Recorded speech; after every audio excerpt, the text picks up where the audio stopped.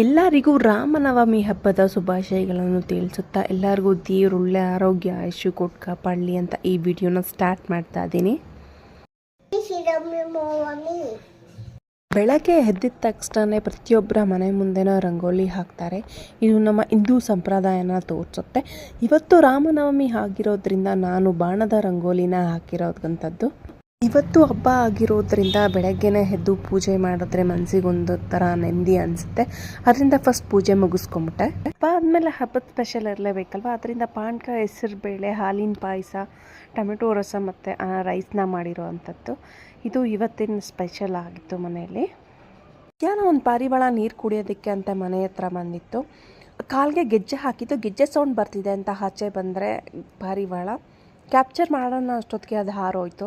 ಅಮ್ಮನ ಉತ್ಸವ ಇದೆ ಅಂತ ಅಲ್ಲೆಲ್ಲ ರಂಗೋಲಿನ ಹಾಕ್ತಿದ್ದಾರೆ. ನೋಡಿ, ದೇವ್ರ ಉತ್ಸವ ಬಂದಿದೆ.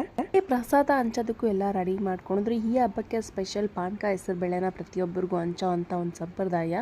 ಇವತ್ತಿನ ವಿಷಯ ಇಷ್ಟೇ. ನಾಳೆ ಸಿಗುವ. ಈ ವಿಡಿಯೋ ಇಷ್ಟ ಆಗಿದ್ರೆ ಲೈಕ್ ಮಾಡಿ, ಸಬ್ಸ್ಕ್ರೈಬ್ ಮಾಡ್ಕೊಳ್ಳೋದು ಮರಿಬೇಡಿ.